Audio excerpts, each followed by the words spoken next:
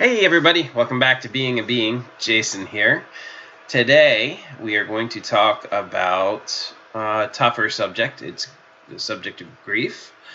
What prompted this was a memory I had on my Facebook timeline, and I'm going to go ahead and read what I wrote for that because I think it's a good insight to how I feel about the subject. And again, just a reminder, I am not a grief counselor, not an expert on it. I just want to share my personal experience as a fellow being and hope that it helps at least, one other person who may be going through or have gone through something similar. As always, I just think it's good to talk about our feelings and get them out into the universe rather than hold them in and let them build up. So that being said, I'm going to go ahead and read the memory that I wrote first, and then I'll talk a little bit about it and just different things I think about grief and stuff. So here's what I wrote. I randomly started thinking of you today. I don't know why or have any reason. They say that with each day that passes, pain is supposed to get easier. I disagree. It still hurts so much, and I think that's why I stop myself from thinking about you too much at any time. I'm in a weird place right now. I'm very grateful and thankful for the many good things I have in my life. But at the same time, I feel like there are some things you would be able to help me with. And when I think about asking you, it just reminds me that you're still gone. So many years have come and gone, and there's still a void that I know I can never fill in my heart. And my goodness, you would love my son. I think about that a lot. Think about how you would take the time to coach me and volunteer in the community, and how all the neighborhood kids would be so excited when they saw you because they knew that you would make time for each and every one of them despite how busy you were. I know you would love my son to pieces. And, it still breaks my heart every time I think of you. I really thought that after all this time just went, that, it wouldn't hurt like it does, but it really does. And, I know there's nothing I can do, and I will still continue to live my life the best I can. But the least I could do right now, since I was thinking of you, is get this out. I like to think that you're still watching and guide over me. I really hope this is true. So that's what I'd written. I wrote that actually 2 years ago, and it was written for a very, very close family member. And it's been a long time. It's been over a decade. And they say it's supposed to get easier, but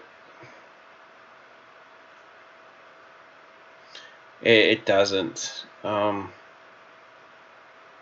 They say time heals all wounds.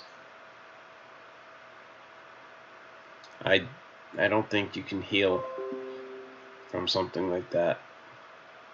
And there are good days and bad days. And some days I'm reminded more of this person than others. And by all means, I don't ever want to forget them. I don't think heal is the right term to use when talking about grief. Heal, in my mind, is associated with fixing and making better. I don't think we ever should get better from loss.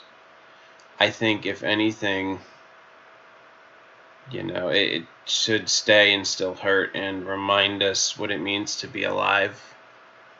And I think coping is a much better term to use. We learn how to manifest the grief and use it in a way that pushes us to go on and continue to live and celebrate the memories of the past. Just I see so many instances of people who think they have to be over somebody dying by a certain time. You can see this in a lot of employment bereavement policies. A lot of places will give you 3 to 5 days to grieve before you're expected to be back at work. And I know that there are things like FMLA and everything. I'm not saying these are good or bad policies. What I'm saying is that some people can't heal and cope in that time.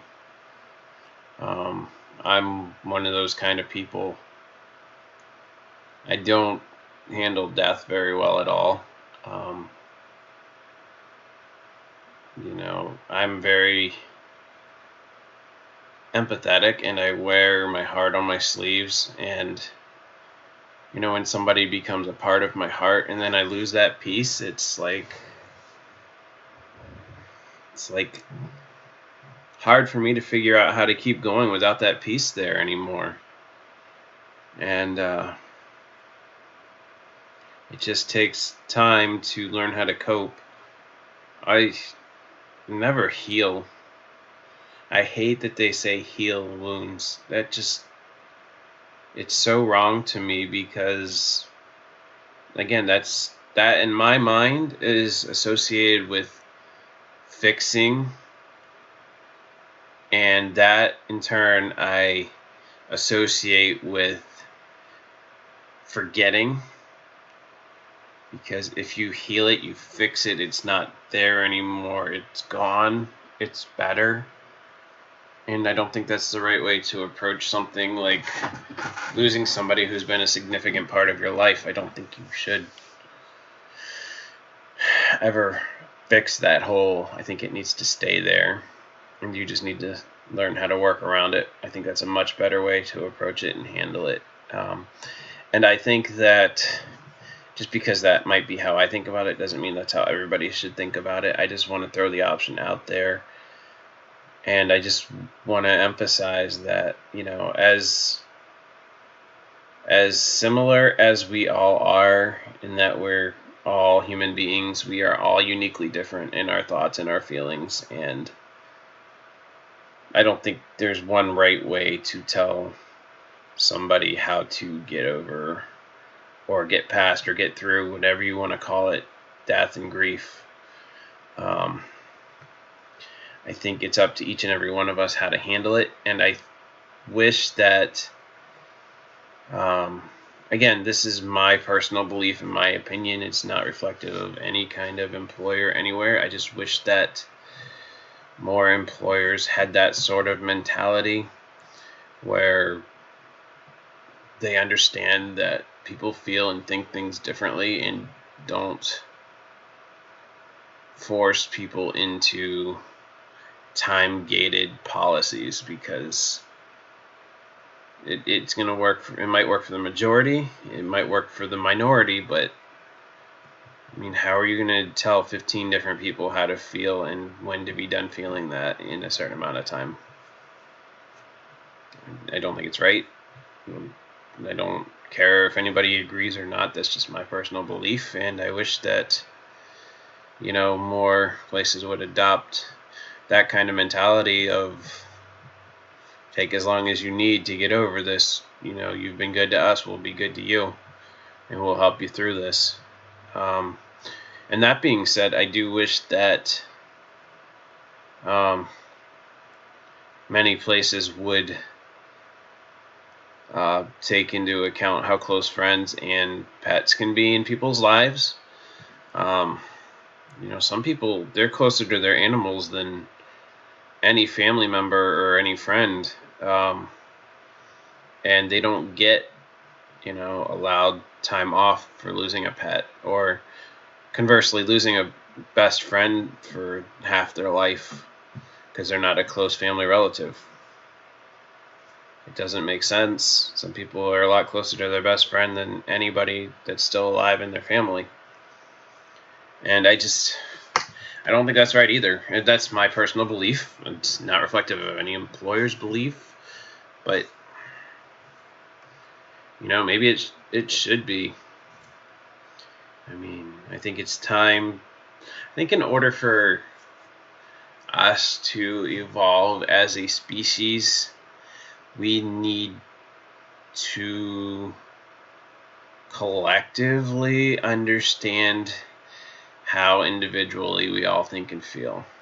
That's the best way I can say that. And for anybody out there that is hurting or has lost somebody,